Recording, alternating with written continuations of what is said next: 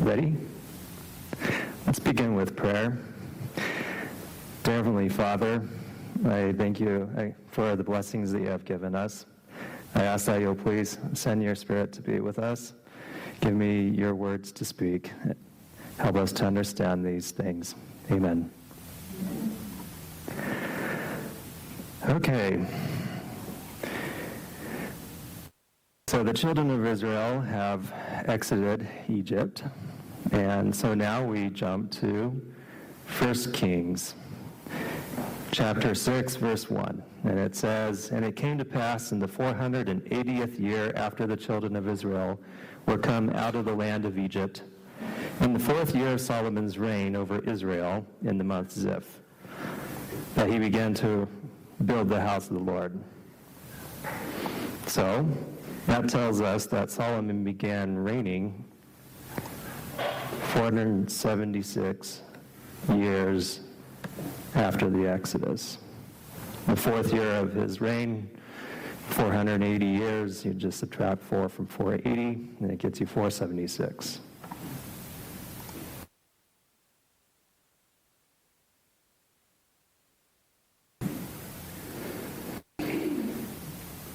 And now we jump to 2 Chronicles 9.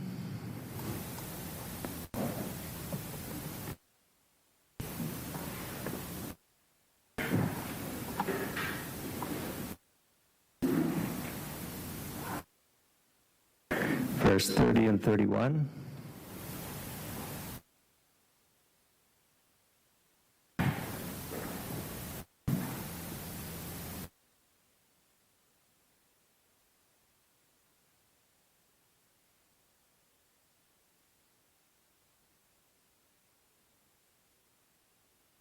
There we go. "And Solomon reigned in Jerusalem over all Israel 40 years. And Solomon slept with his fathers, and he was buried in the city of David, his father. And Rehoboam, his son, reigned in his stead." So he reigned 40 years. That was 2 Chronicles 9, verse 30. So the chronology of the Kings is given in the Kings as well as the Chronicles. So what I'm doing is tracing it through the book of Chronicles, but they come up to the same numbers. So 2 Chronicles 12.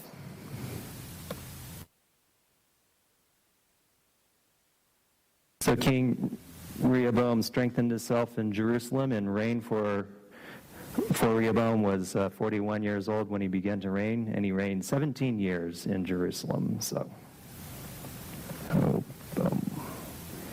reigned 17 years.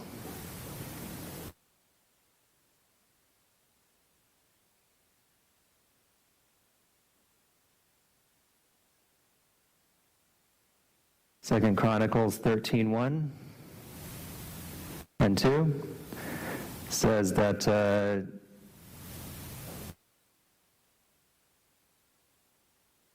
Abijah began to reign over Judah. He reigned 3 years in Jerusalem.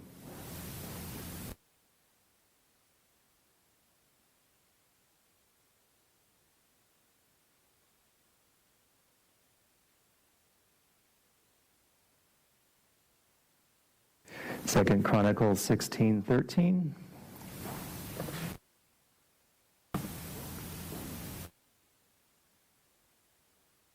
"And Asa slept with his fathers and died in the 40th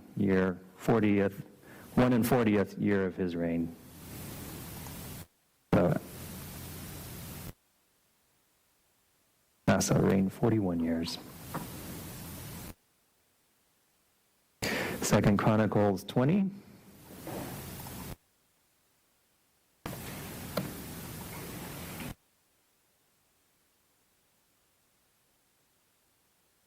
Verse 31, "And Jehoshaphat reigned over Judah.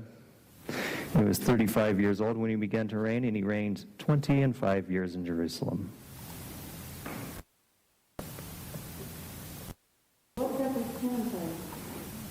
Second Chronicles 20, verse 31. Oh, 31.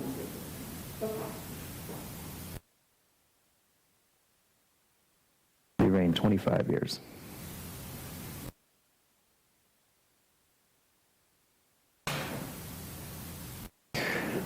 Second Chronicles 21, verse 5.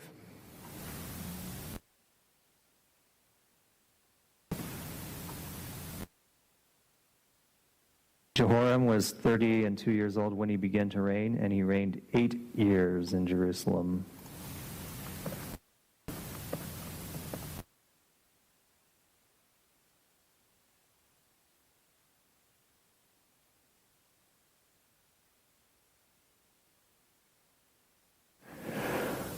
Second Chronicles 22, verse 2.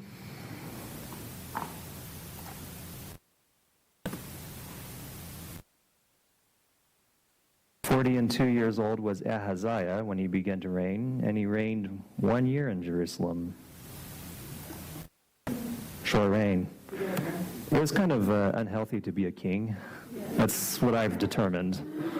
Especially in Israel. Oh my goodness, that was really bad. But Judah was better, but it was still unhealthy.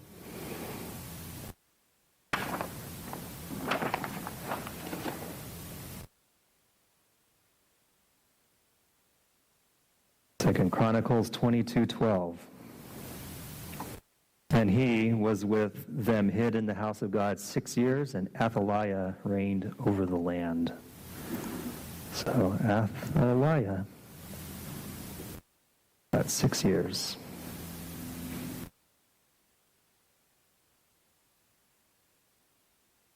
Second Chronicles 24.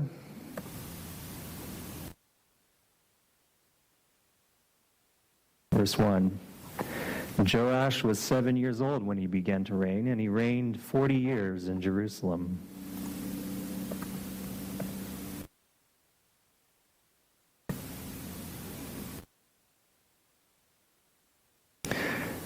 Second Chronicles 25:1.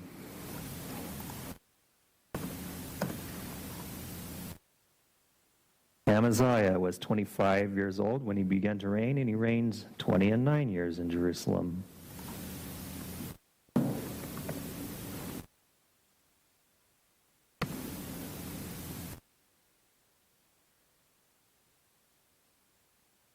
Second Chronicles 26, verse 3.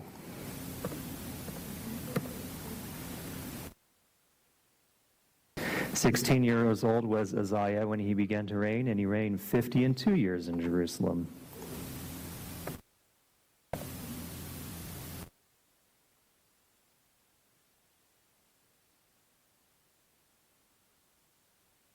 Yeah, that was a long time.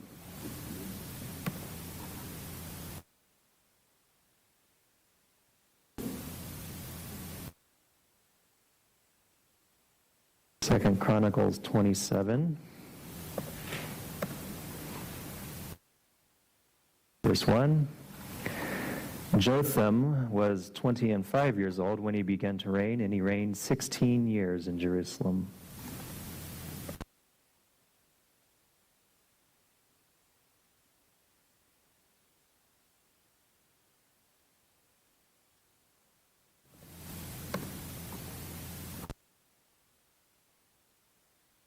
Second Chronicles 28:1.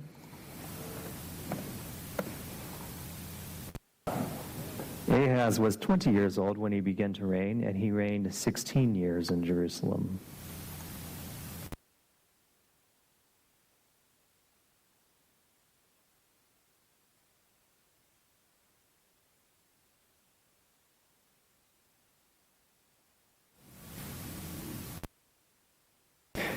Second Chronicles 29:1.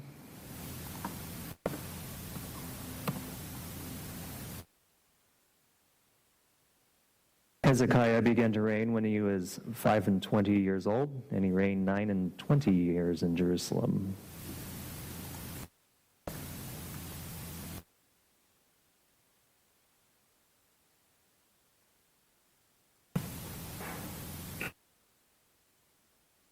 Second Chronicles 33:1.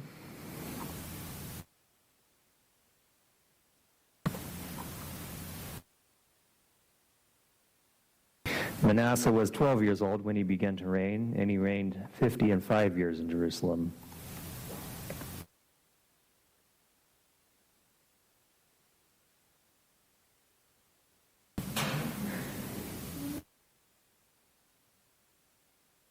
Second Chronicles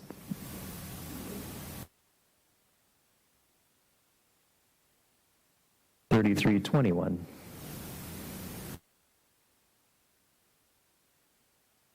Ammon was 22 years old when he began to reign, and reigned 2 years in Jerusalem.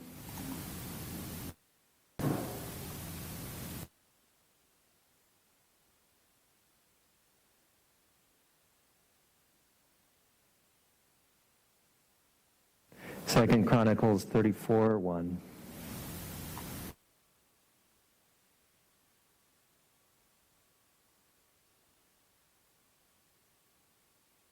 Josiah was 8 years old when he began to reign, and he reigned in Jerusalem 1 and 30 years.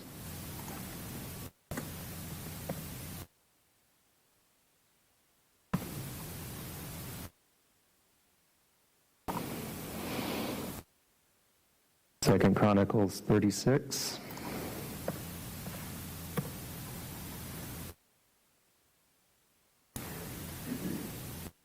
Jehoahaz in verse 2, 36 verse 2.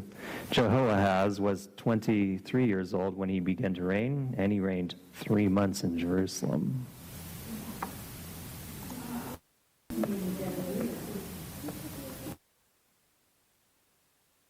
No. Yeah, good question. Okay. Is what you were saying regarding they kind of filled in their time.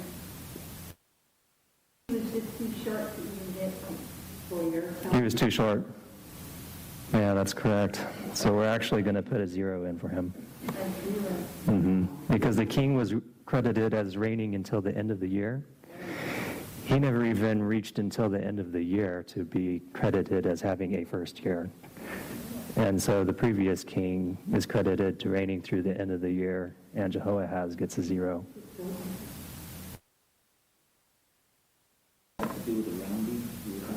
Yeah.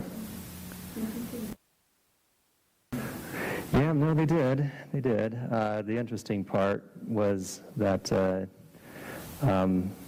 it was the king of Egypt. So when Josiah, the king of Egypt, went up against the Assyrians, I do believe, and Josiah went and joined the Assyrians in fighting against the king of Egypt, and he was killed in that battle. And so Jehoahaz, his son, started reigning, and the king of Egypt said, hey, wait a minute, I gotta have some say now, since I conquered the king. And so he came to Jerusalem, and he removed Jehoahaz as king, and set up the next king. So the king of Egypt, in verse 4, it says, made Eliakim his brother king over Judah and Jerusalem, and turned his name to Jehoiakim. And Necho took Jehoahaz, his brother, and carried him to Egypt. So he didn't kill Jehoahaz, he simply removed him from power and put Jehoiakim in his place. Second Chronicles 36:5.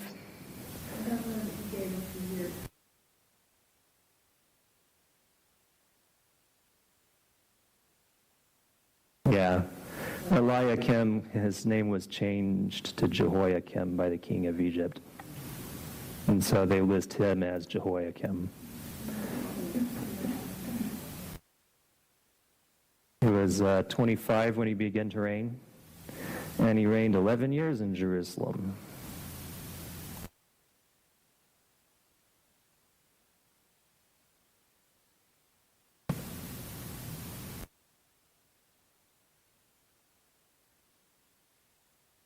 Second Chronicles 36:9.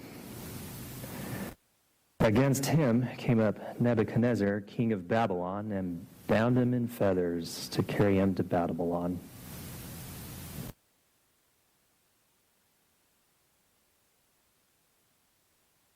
I must have missed something. Yeah, 36:9. Jehoiachin was 8 years old when he began to reign, and he reigned 3 months and 10 days in Jerusalem. So Jehoiachin wasn't much better than Jehoahaz. He gets a 0.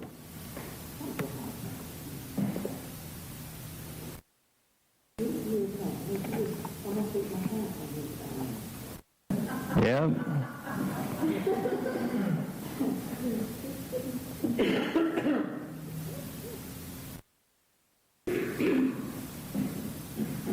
Here's an interesting detail.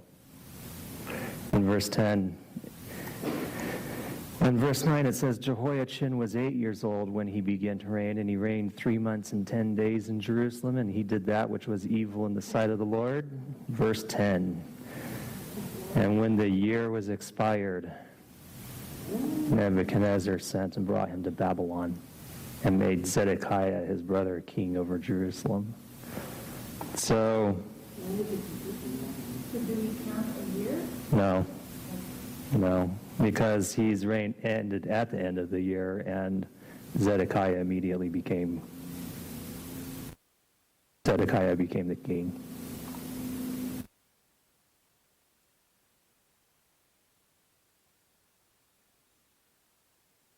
Zedekiah was, in verse 11, was 1 and 20 years old when he began to reign, and reigned 11 years in Jerusalem.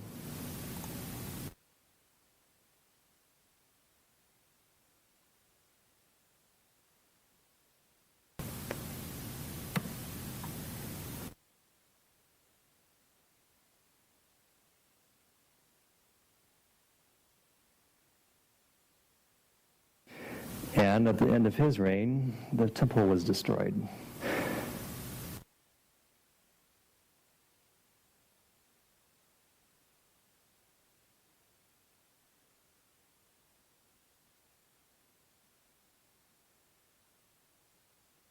Okay, this is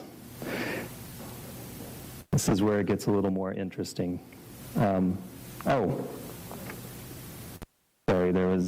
Okay, let's sum up the reign of the kings.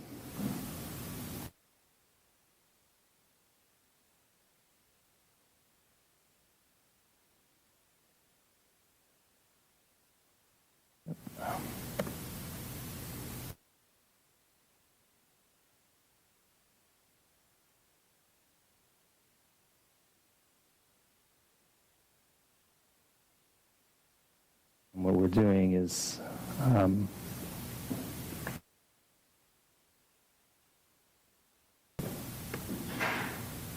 summing up the reign of the kings after Solomon, after the split. So David reigned, Solomon reigned, and then his son Rehoboam started reigning, and Israel split off from Judah, and they had Jeroboam as their king. So the split occurred after Solomon. So what we do is we sum up the length of the reigns of the kings after the split. And it comes up to 393 years. So we're only adding up Judah? at the moment, yeah, adding up the kings of Judah. So this gets to a couple of interesting verses. Ezekiel 4, verses 1 through 6.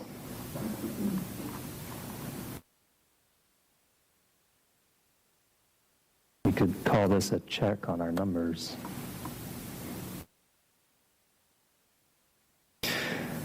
Thou also, son of man, take thee a tile and lay it before thee, and portray upon it the city, even Jerusalem, and lay siege against it, and build a fort against it, and cast a mount against it. Set a camp also against it, and set battering rams against it round about.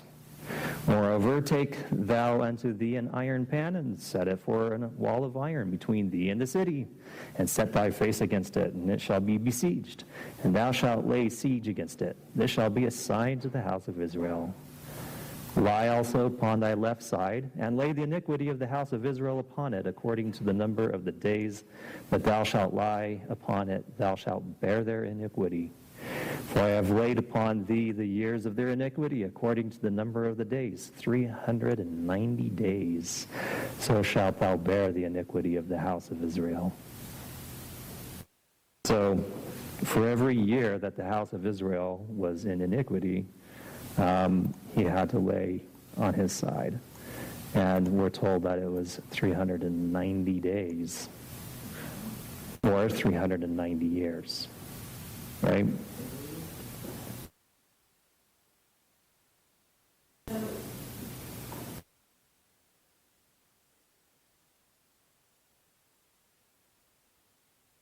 Next detail comes in 1 Kings.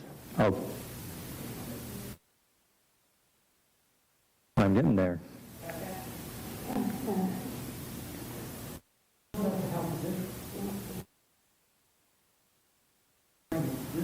Yeah, but from the split, it doesn't matter if you sum up the reign of the kings of Judah or the kings of Israel, it's the same length. It's the same time span, yeah. It comes out to the same numbers. So if you include the other two kings, it's 393 and a half. So, In 10 days. and 10 days. Yeah. Got to include the 10 days, that's right. All right, so in 2 Kings 12, we see a very interesting story.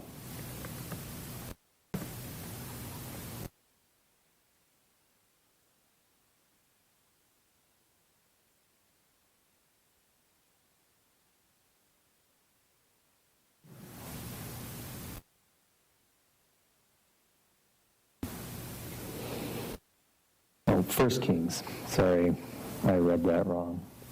It's like, this isn't the right story. 1 Kings 12.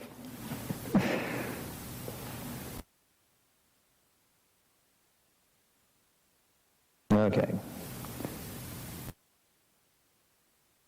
So this is telling the story of when Jeroboam became king.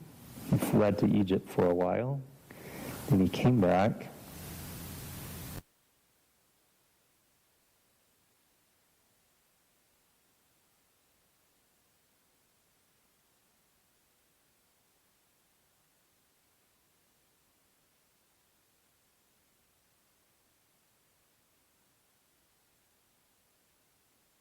Here we go. And Jeroboam, okay, verse 26. 1 Kings 12, verse 26. And Jeroboam said in his heart, now shall the kingdom return to the house of David. If this people go up to do sacrifice in the house of the Lord at Jerusalem, then shall the heart of this people turn again unto their Lord, even unto Rehoboam king of Judah, and they shall kill me, and go again to Rehoboam king of Judah. Whereupon the king took counsel, and made 2 calves of gold, and said unto them, it is too much for you to go up to Jerusalem. Behold thy gods, O Israel, which brought thee up out of the land of Egypt. And he set the one in Bethel, and the other put he in Dan. And this thing became a sin. For the people went to worship before the one, even unto Dan. And he made an house of high places, and made priests of the lowest of the people, which were not of the sons of Levi. And Jeroboam ordained a feast in the 8th month, on the 15th day of the month, like unto the feast that is in Judah. And he offered upon the altar. So did he in Bethel, sacrificing unto the calves that he had made. And he placed in Bethel the priests of the high places which he had made. So he offered upon the altar which he had made in Bethel the 15th day of the 8th month, even so he just delayed tabernacles by a month. Even in the month which he had devised of his own heart, and ordained a feast unto the children of Israel, he offered upon the altar and burned incense. So this occurred right at the beginning of his reign. And notice in verse 30 it said, and this thing became a sin. So the people went to worship before the one, even unto Dan. So we see here he's setting up his own holiday. right? And that resulted in the reigns of the kings of Israel as being counted as in sin. So it kind of struck me when I was, when I found this verse, a lot of times when people learn about the feasts and God's holidays, they say, well, those are done away with. So we say, okay, well, why are you keeping Christmas and Easter and all these days? Well, it's not bad. It's all right for us to keep those days, It's not a religious day for us. It's just, we like to get together, remember what Christ did for us, and commemorate it, right? Have a nice family time, right? In essence, they're substituting in their own holiday for God's, and God says it becomes a sin. He reckons it as sin. So that was very, very, very interesting for me. So, of course, not everybody in Israel were happy. So we jump back to the records in 2 Chronicles 11.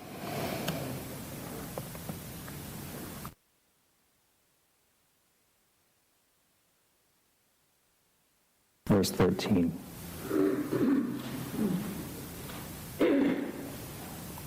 Now this is from Rehoboam's standpoint, not Jeroboam's. It's Rehoboam's standpoint. And the priests and the Levites that were in all Israel resorted to him out of all their coasts. For the Levites left their suburbs and their possessions and came to Judah and Jerusalem, for Jeroboam and his sons had cast them off from executing the priest's office unto the Lord. And he ordained him priests for the high places and for the devils and for the calves which he had made. I like that. Yeah, they're straight up. For the devils. Yeah, that's good. That just jumped out at me. And after them, out of all the tribes of Israel, such as set their hearts to seek the Lord God of Israel, came to Jerusalem to sacrifice unto the Lord God of their fathers. So they strengthened the kingdom of Judah and made Rehoboam the son of Solomon strong. So you see, it actually kind of backfired. Jeroboam's plan, well, some of the people didn't like it. They went over to Jerusalem anyways and strengthened Jerusalem's cause. So it kind of backfired. But they did that for 3 years. For 3 years, they walked in the way of David and Solomon. And so you can see God counted as iniquity 390 years because 3 years you had the faithful coming from Israel to worship in Jerusalem. And after 3 years, they didn't come anymore. You might say they got wore out, or maybe they moved to Jerusalem and stayed there. We don't know. The net effect is after the 3 years, Israel went completely into sin because of their false system of worship. And from then on, not a single year was credited to them as a righteous year. So, yeah. So that's 393 years, which is exactly what we added up here. That's a laugh out, buddy.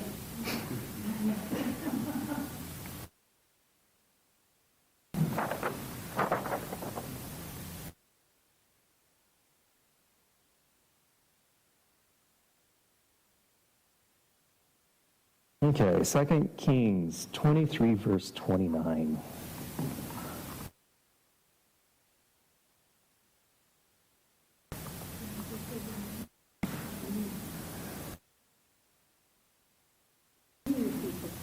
Second Kings 23,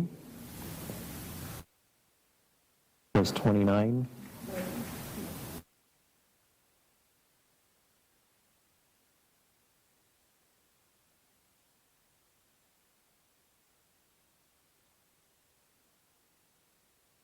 Okay, this is where we see in his days, that is Josiah, Pharaoh Necho, king of Egypt, went up against the king of Assyria to the river Euphrates.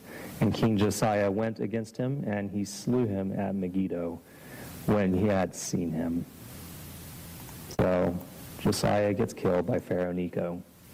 And Pharaoh Necho becomes kind of the dominant ruler in the area.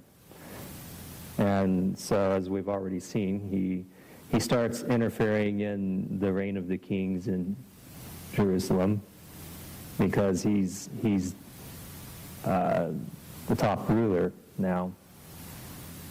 So you could say that Jehoiakim was serving Pharaoh Necho because Pharaoh Necho put him into power.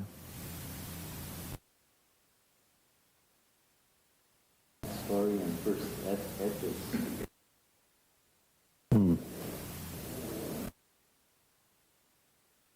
So 2 Kings 23:31 is, of course, where we've seen Jehoahaz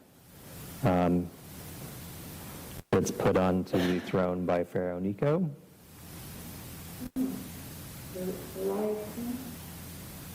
Yep, that's where he took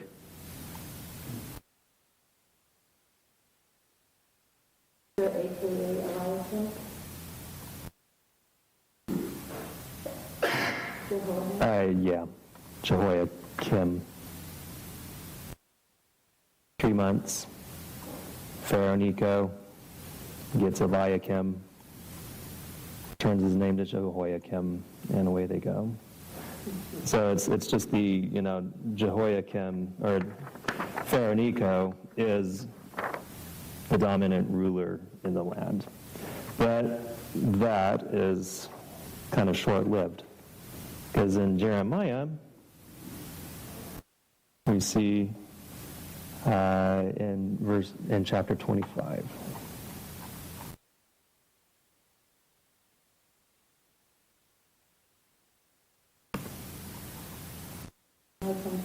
Yep. Verses 1 through 3.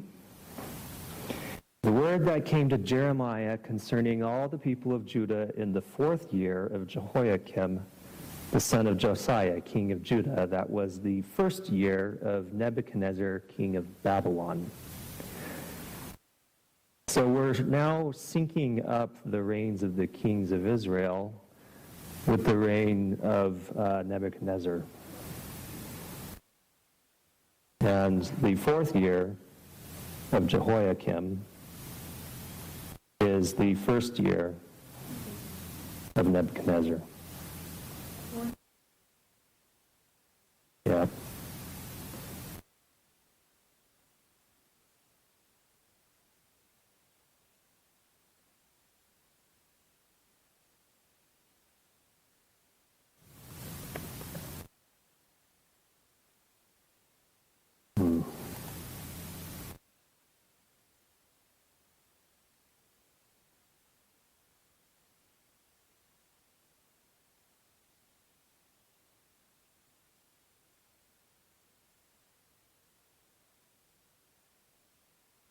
Gotta show this.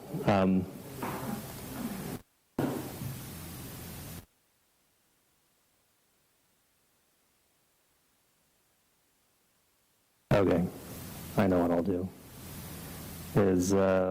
We'll split Jehoiakim up, and Jehoiakim reigns for 3 full years. And then in his 4th year,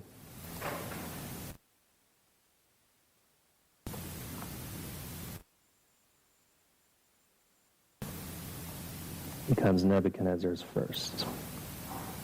So we'll put Nebuchadnezzar right here, and we'll call this his 1st year.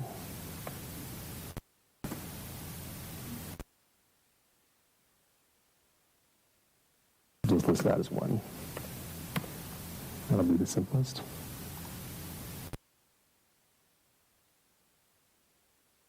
All right.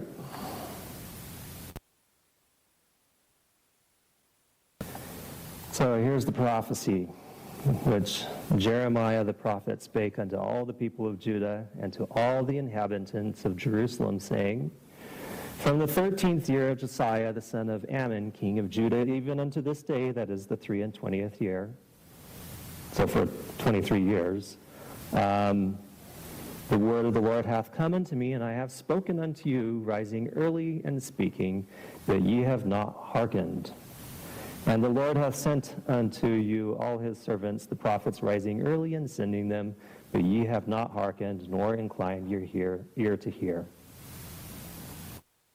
And, basically they've rejected the Lord, provoked him to anger.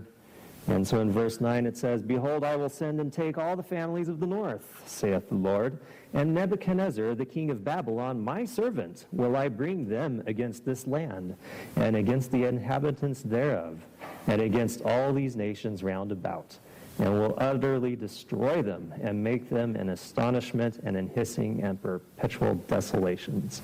Moreover, I will take from them the voice of mirth, and the voice of gladness, the voice of the bridegroom, and the voice of the bride, the sound of the millstone, and the light of the candle. And this whole land shall be a desolation and an astonishment. And these nations shall serve the king of Babylon 70 years. So, this is in the 4th year of Jehoiakim. Nebuchadnezzar comes on to the scene, and it's his 1st year of reigning. And it says that the nations will serve the king of Babylon 70 years, and that would be Egypt, Israel, and the nations all around the area. And it shall come to pass, when 70 years are accomplished, that I will punish the king of Babylon and that nation, saith the Lord, for their iniquity in the land of the Chaldeans, and will make it perpetual desolations.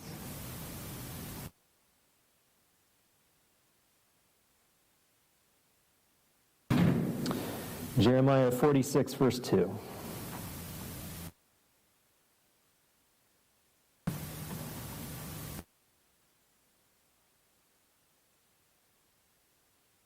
The word of the Lord which came to Jeremiah the prophet against the Gentiles, against Egypt, against the army of Pharaoh Necho, king of Egypt, which was by the river Euphrates in Carchemish, which Nebuchadnezzar, king of Babylon, smote in the 4th year of Jehoiakim, the son of Josiah, king of Judah. Well, here we go. 4th year. Prophecy was that they would serve Babylon for 70 years. And we see that Pharaoh Necho has been conquered. The Egyptians have been conquered. And so now Nebuchadnezzar has taken the role of the top king in the area. He's now the controller. And since Jehoiakim had been put into power by Pharaoh Necho, and Pharaoh Necho was conquered, and you could say that Jehoiakim now technically was under the reign of Nebuchadnezzar. But it took Nebuchadnezzar a few years. He goes on a campaign and he starts conquering all these nations around, and it takes him a few years. You could call it a scaling in of the effect of serving him for 70 years. Not all nations were immediately conquered. Some of them took a while.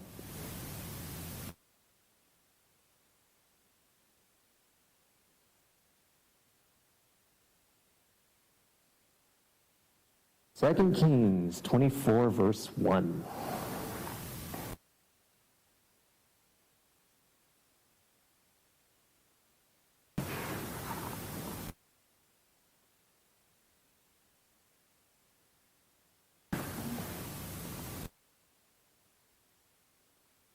In his days, Nebuchadnezzar, king of Babylon, came up, and Jehoiakim became his servant 3 years. Then he turned and rebelled against him.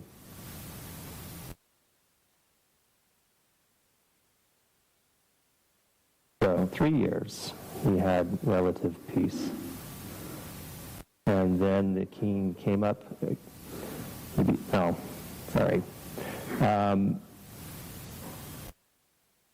It took a while.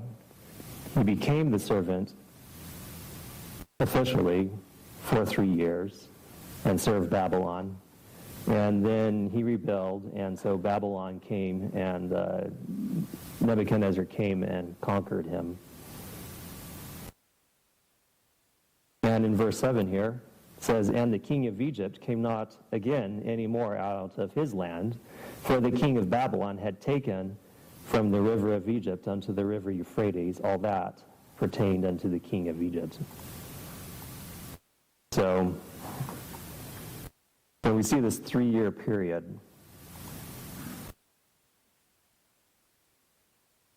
We have 8 years here. Let's go ahead and split that again. And we're going to have 3 years. And that must be 5 years then.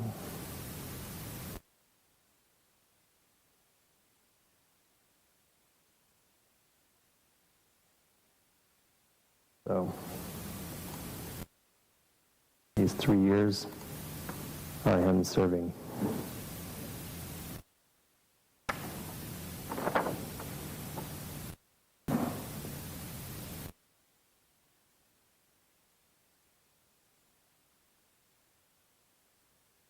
Second Kings.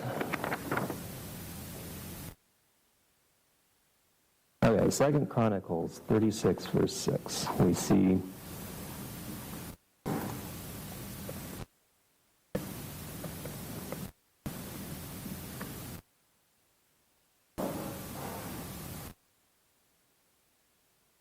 Jehoiakim was 25 years old when he began to reign, and he reigned 11 years in Jerusalem, and he did that which was evil in the sight of the Lord his God. Against him came up Nebuchadnezzar, king of Babylon, and bound him in fetters to carry him to Babylon.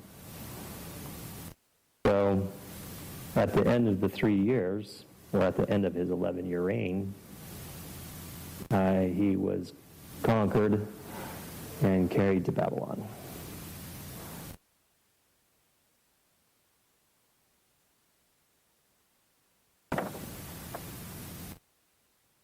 Jeremiah 52, verse 28.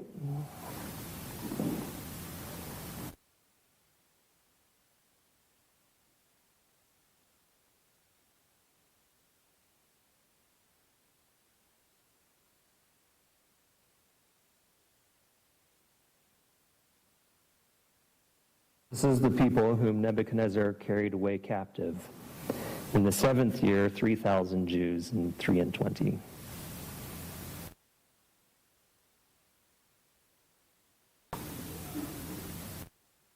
In the 7th year of King Nebuchadnezzar.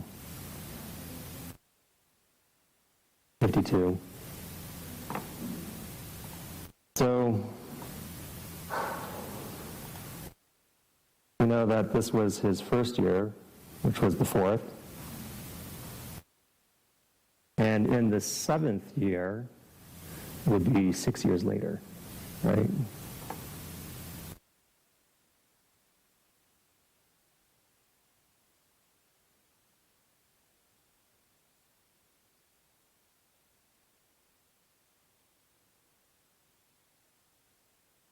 And then in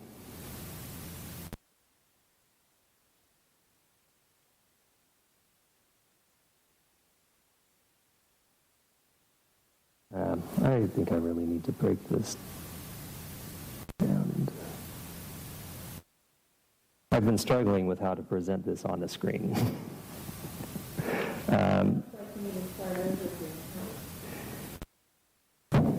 I got an idea. We'll use the whiteboard.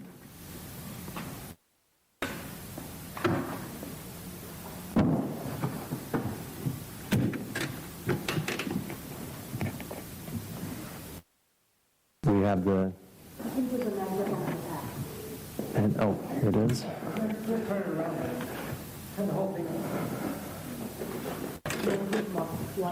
Wow. Will the side work? Yeah, I'll turn it around.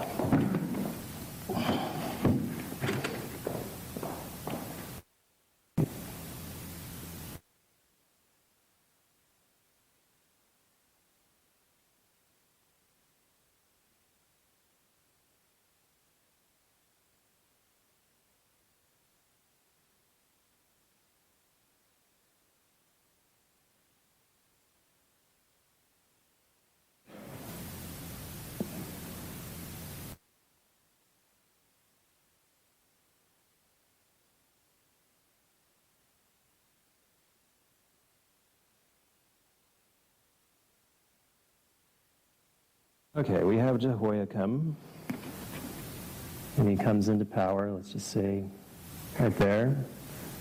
And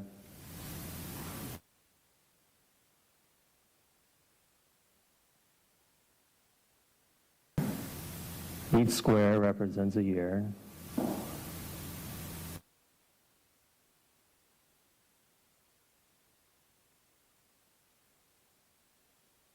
Love it. Says that he reigned for 11 years.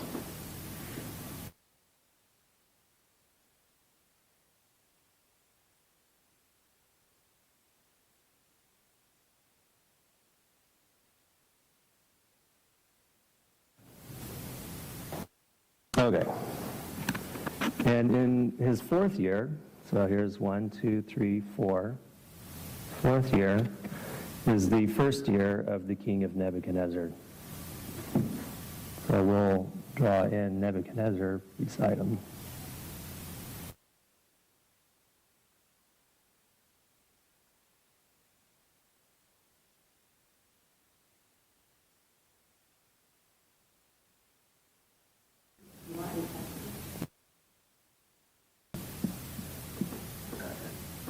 There's 8.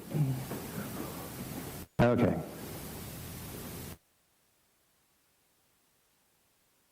So we know that he became the servant for 3 years, and at the end of 3 years,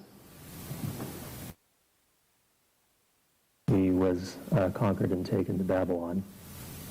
So we'll call that right here.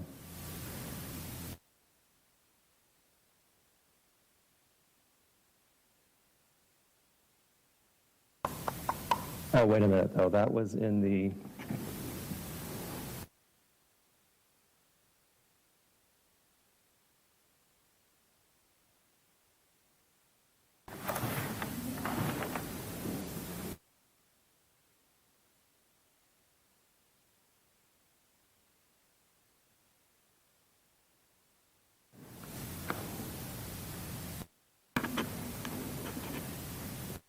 One, 2, 3, 4, 5, 6, 7. In the 7th year of Nebuchadnezzar, he came up against Jerusalem.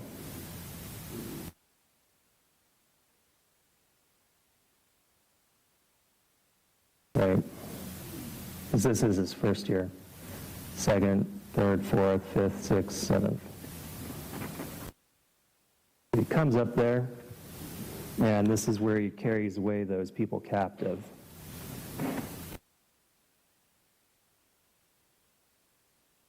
So, and there was 3 years where he was served.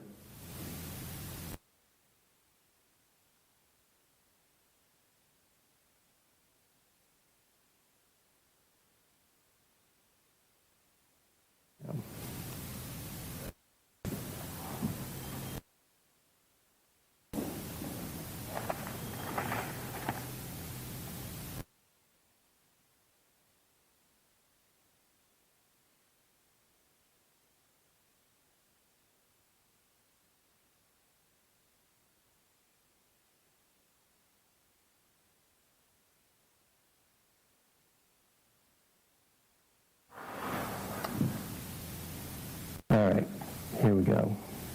We'll put in a little slot right here.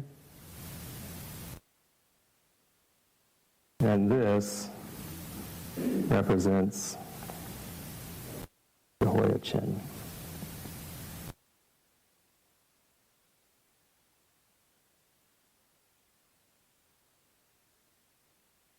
This little time slot right here. Because the Bible tells us at the end of the year, right here,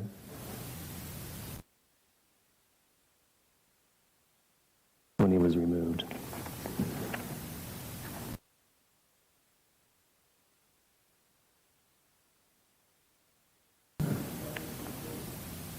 So we know that Jehoiakim reigned, it says, 11 years. And this is only 10 years.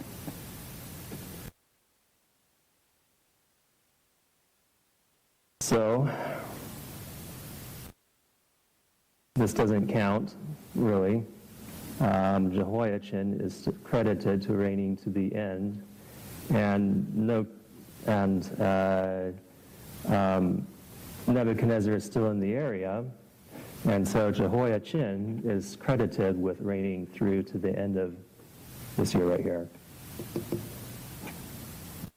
And then that's when Nebuchadnezzar leaves in that area. Jehoiakim. Sorry, Jehoiakim.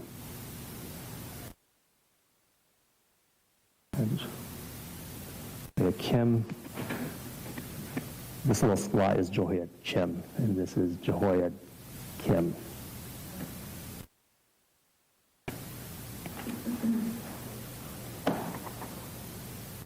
Nobody wants to go to that.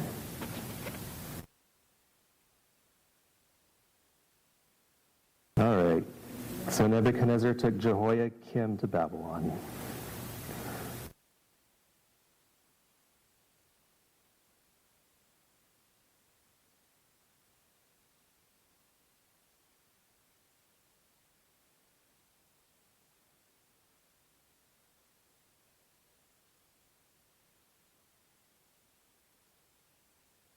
Okay, 2 Kings 24, verse 12.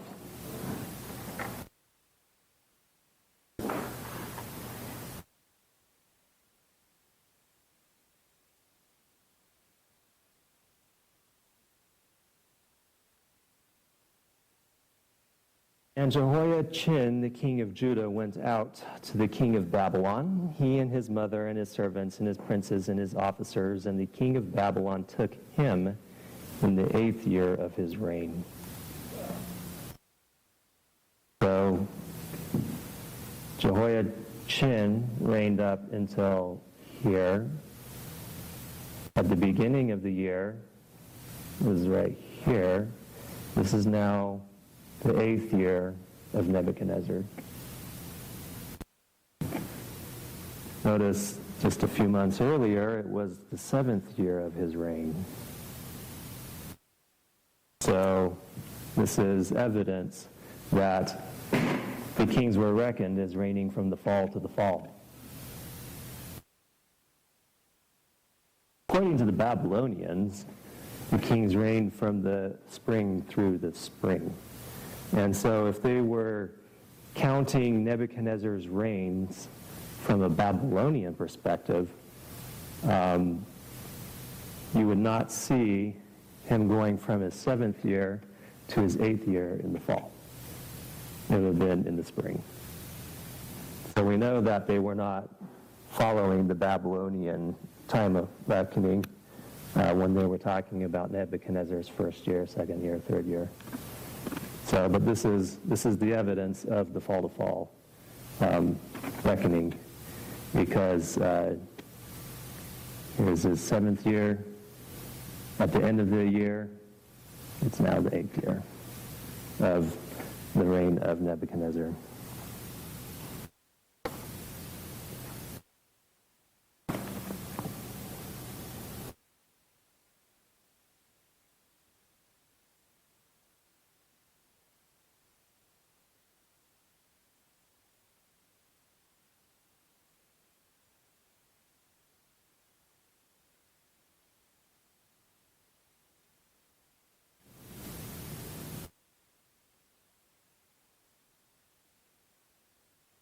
Okay.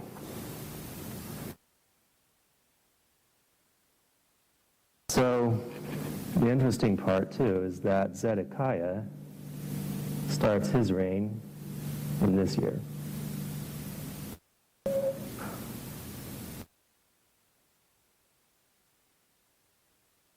And this is the Babylonian captivity, because Jehoiachin went out to the king, but to Nebuchadnezzar, but Nebuchadnezzar was still around in his 8th year. And so when he left, he made Zedekiah king, and so this is when we'll say sometime in here, but Zedekiah's first year of reign then begins right here. And this is where the reckoning for the captivity takes place, beginning in this year. So this would be the first year of their captivity, which would be the first year of Zedekiah's reign.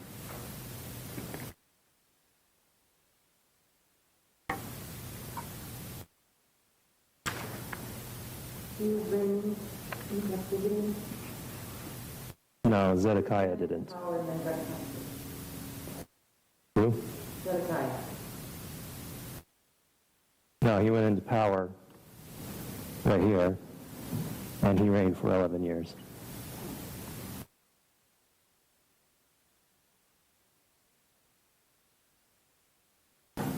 Yeah. Right, Zedekiah. Right, so this is Jehoiakim, and he reigns for 11 years.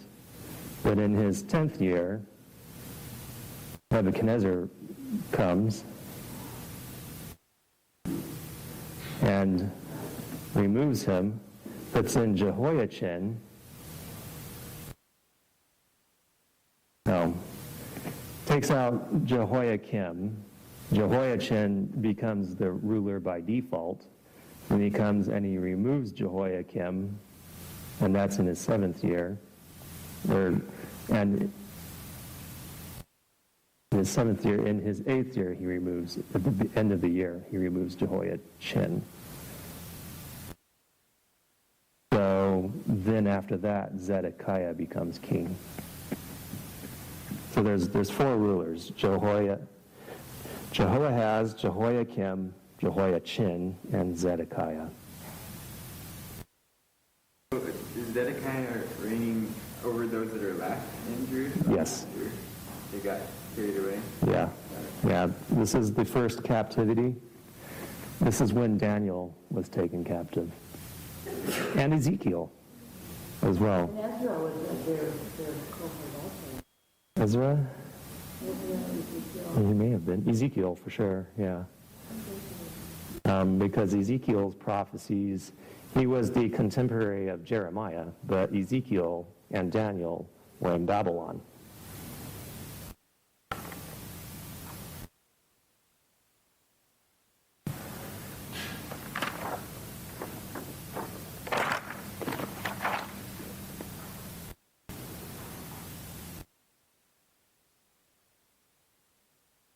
Okay.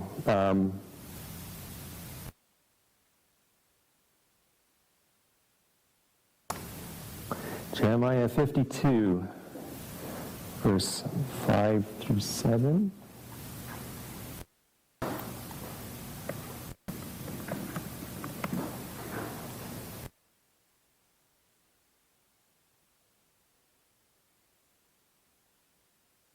And it came to, verse 4, and it came to pass in the 9th year of his reign, in the 10th month, in the 10th day of the month, that Nebuchadnezzar, king of Babylon, came, he and all his army, against Jerusalem, and pitched against it, and built forts against it round about.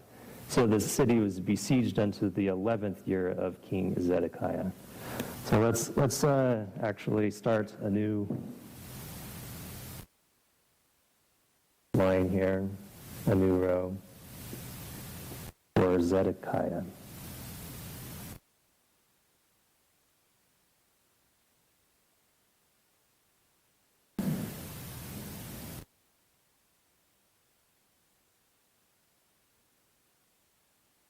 He too reigned for 11 years.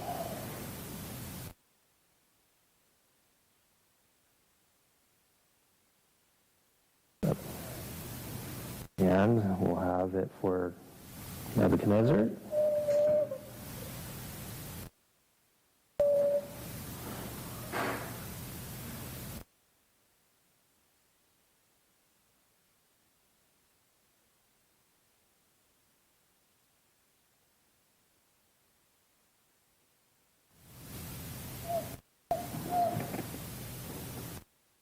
So that represents when Zedekiah was put into power, but at the end of the year is when his first year began reigning.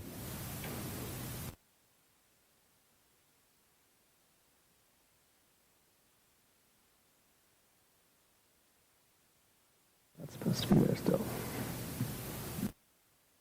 Okay. In the 9th year of his reign, in the 10th month, so we know that the 7th month is in the fall. That's the end of the year, / the beginning. So in the 9th year of his reign. Here is the siege.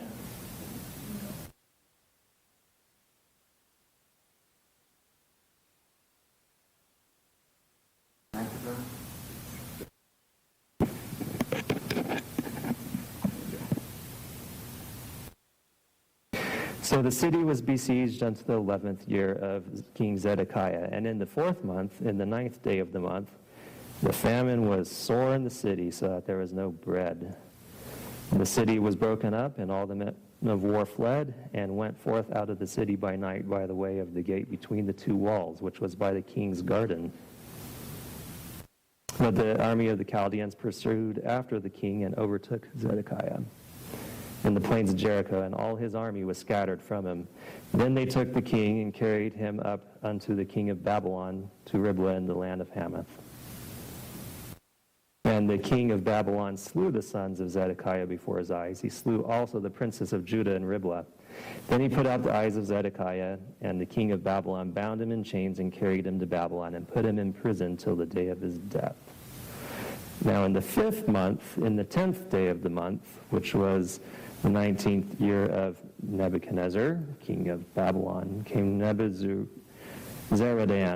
captain of the guard, and served the king of Babylon into Jerusalem, and burned the house of the Lord, and the king's house, and all the houses of Jerusalem, and all the houses of the great men burned he with fire. Okay, so we're told that this was in the 19th year of Nebuchadnezzar.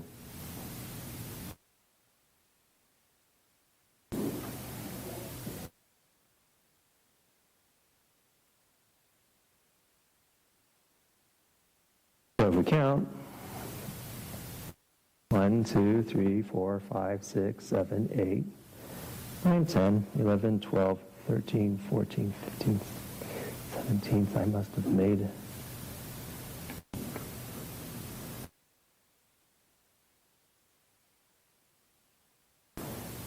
19th year. Put out Zedekiah, Ketan, Kim. 19th year.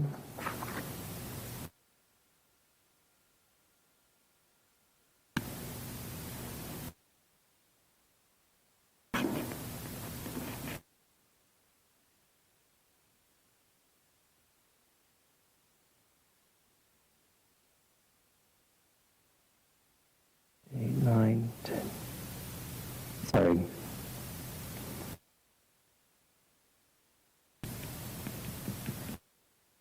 That's when Jerusalem was destroyed. We'll call it the temple. Destroyed. That's the 19th year.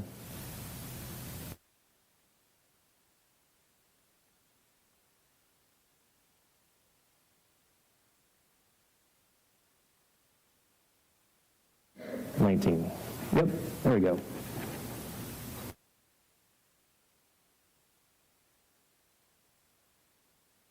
Okay. One of the things I have heard is that Jehoiakim reigned for 11 years in Jerusalem. And in Daniel,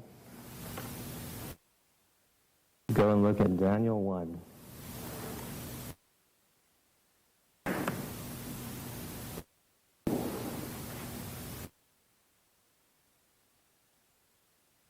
It says, in the 3rd year of the reign of Jehoiakim, king of Judah, came Nebuchadnezzar, king of Babylon, unto Jerusalem and besieged it.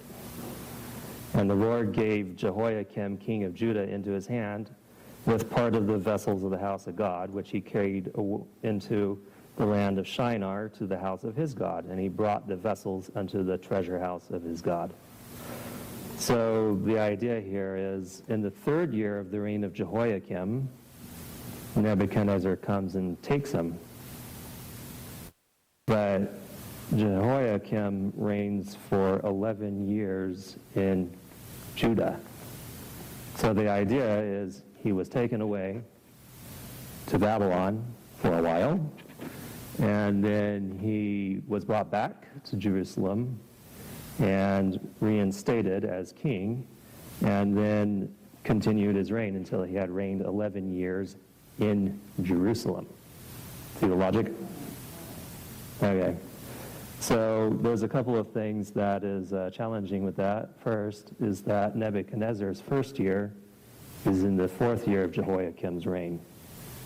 That's what I got wiped out then. Right? 4th year, first year.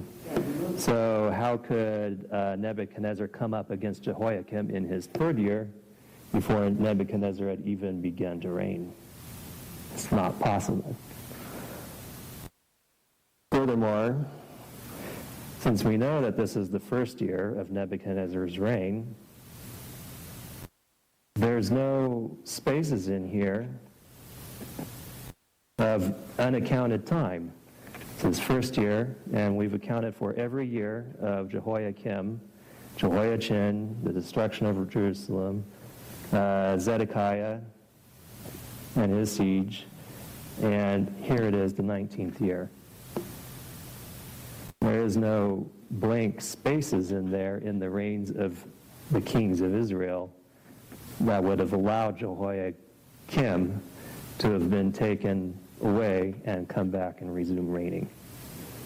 So when we see in the 3rd year of the reign of Jehoiakim, this is from Daniel's standpoint.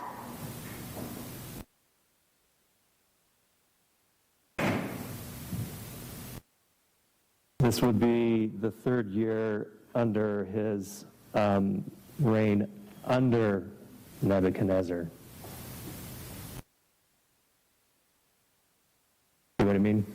So it says earlier that he served Nebuchadnezzar for 3 years. And at the end of the 3 years, he was taken away. So it's almost like Daniel's reckoning the reign of Jehoiakim that was underneath Nebuchadnezzar. In the 3rd year of his reign underneath Nebuchadnezzar came Nebuchadnezzar, king of Babylon, to Jerusalem and besieged it. So, but there just is no extra time. We've accounted for it all, clear to the 19th year of Nebuchadnezzar.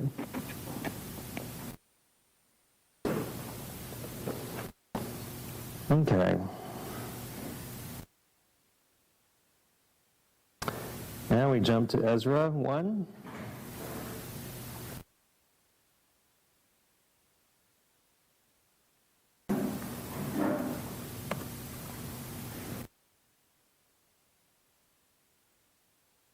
Now in the 1st year of Cyrus, king of Persia, that the word of the Lord by the mouth of Jeremiah might be fulfilled, the Lord stirred up the spirit of Cyrus, king of Persia, that he made a proclamation throughout all his kingdom and put it in writing, saying, Thus saith Cyrus, king of Persia, the Lord God of heaven hath given me all the kingdoms of the earth, and he hath charged me to build him an house at Jerusalem, which is in Judah. Who is there among you of all his people? His God be with him. And let him go up to Jerusalem, which is in Judah, and build the house of the Lord God of Israel. He is the God which is in Jerusalem. And whosoever remaineth in any place where he sojourneth, let the men of his place help him with silver and with gold and with goods and with beasts, beside the freewill offering, for the house of God that is in Jerusalem. So this is in the 1st year of Cyrus. That would be Cyrus the Persian. We'll just note 1st year of Cyrus. And for rebuilding of the temple.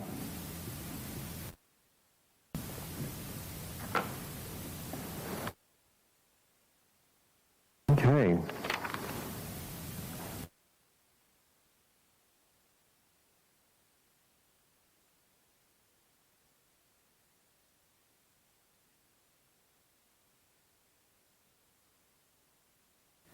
In Zechariah 1.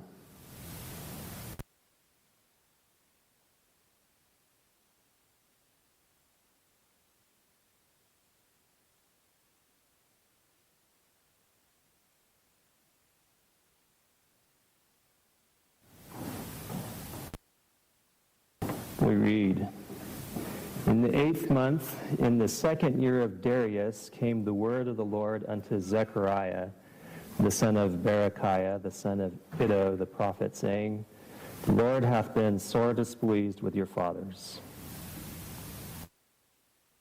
Therefore say thou unto them, Thus saith the Lord of hosts, Turn ye unto me, saith the Lord of hosts, and I will turn unto you, saith the Lord of hosts.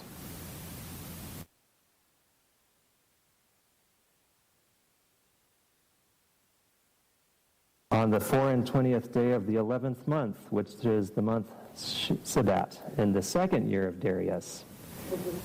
Verse 7.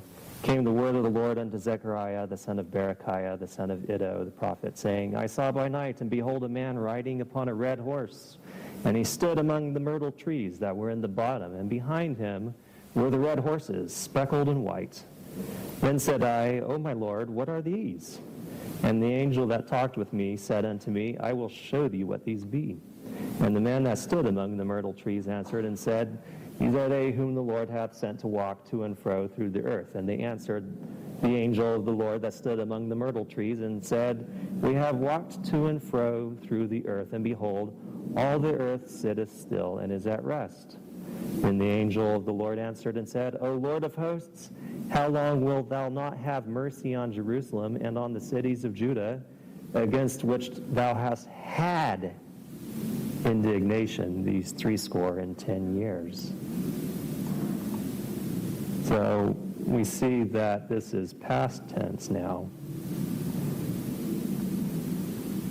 In the 24th day of the 11th month, in the 2nd year of Darius. Cyrus was the Persian, Darius was the Mede. And they conquered Babylon together. And so they had the same start year of their reigning over Babylon. So we see in the 2nd year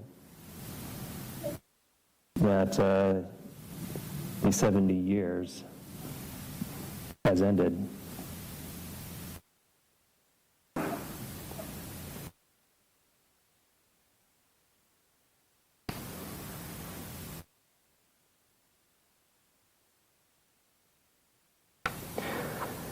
So we know from history, from the Canon of Kings, they call it, that Cyrus came and conquered Babylon in October. In the October to November time frame of 539 BC.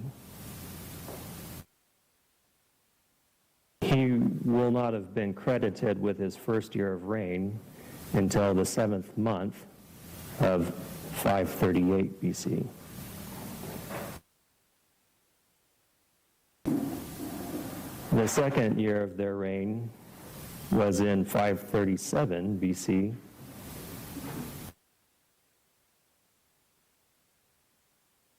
And here in verse 7, it's the 11th month in the 2nd year. The 11th month is now after the turn of our year. It's in the springtime. So this is 536 BC. In the spring. And it's past tense. So the 70 years ended in the fall of 537 BC.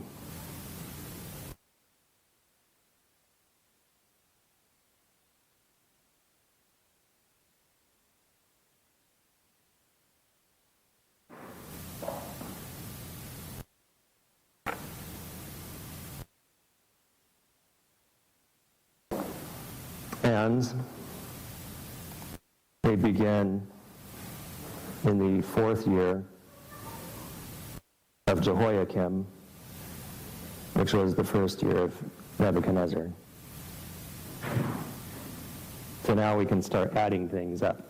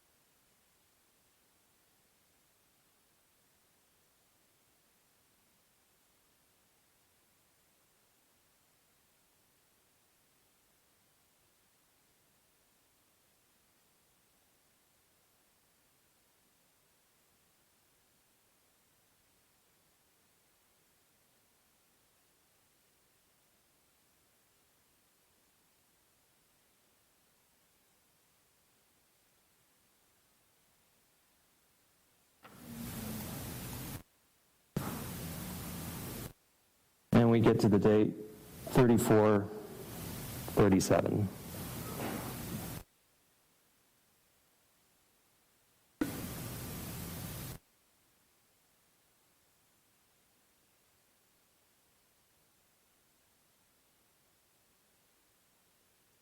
So the cumulative date 3437 is at the end of the 70 years, and it is 537 BC.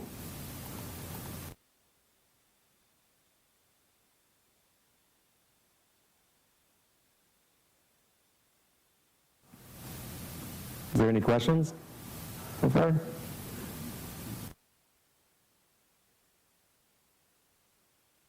Okay, so what we're going to do is take and add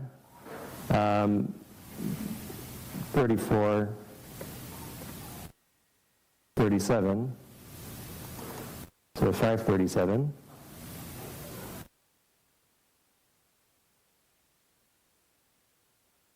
Was 3437 since creation or since the beginning of the...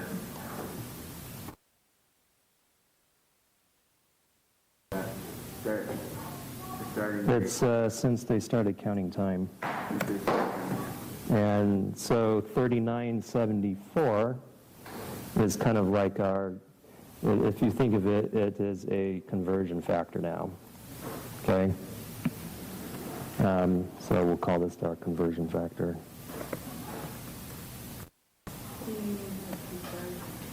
Okay. So what we want to be able to do is take and convert cumulative years since they started counting time and convert that into our date. Right? So if we take 3937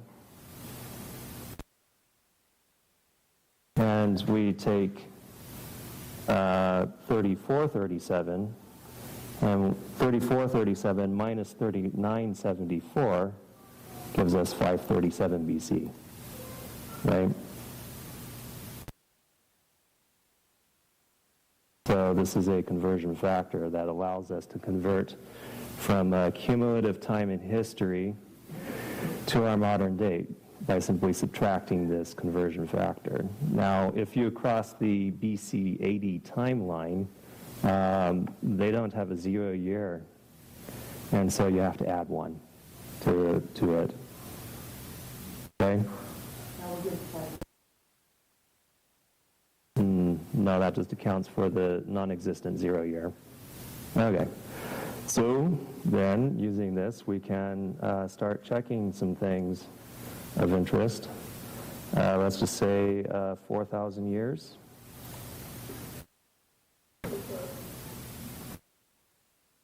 When is that? Cumulative year 4,000. Well, we take and subtract off 3924. 4,000 minus 3974, our factor. That gets us 8026. We crossed the line, the 0 line, so we have to add 1. That gets us 8027.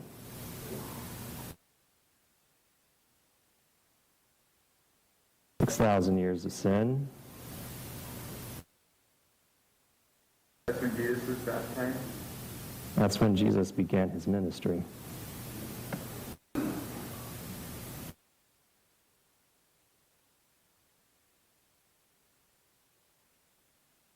"2027. Tomorrow. Yep. All right, and so that concludes officially the Can you go back up to 20? which one? The last, little, go back. That one? We did 20.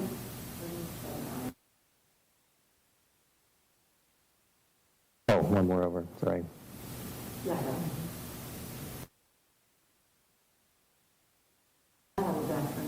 So that'd be end of the 70 years, and yeah, 2027. So what I thought was interesting is how the Bible nailed down these dates. You know, it's they knew that the end of the 70 years was coming. Daniel prayed about it. Cyrus issued his proclamation, giving the Jews time to sell their properties and move back to Jerusalem, and then giving us a concrete date, the second year, and speaking of the 70 years in the past tense. So, you know, it kind of sandwiched it there, which is, I thought was pretty cool. So, anyways, now we come up to the Jubilees.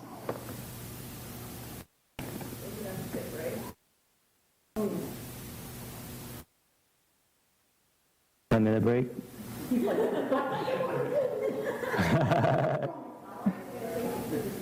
It won't take long. But you know, if everybody needs a break, it's just that.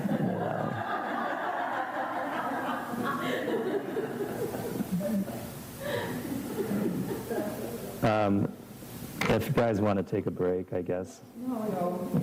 No? Okay. Okay, Leviticus 25. Let's move quick here. This is not very complicated at all. Compared to this area right here, I struggled with like how to present this, right?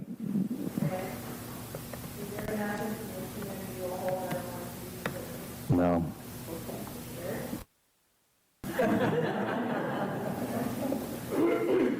25 what? I mean, I suppose it might be best to break it over into tomorrow.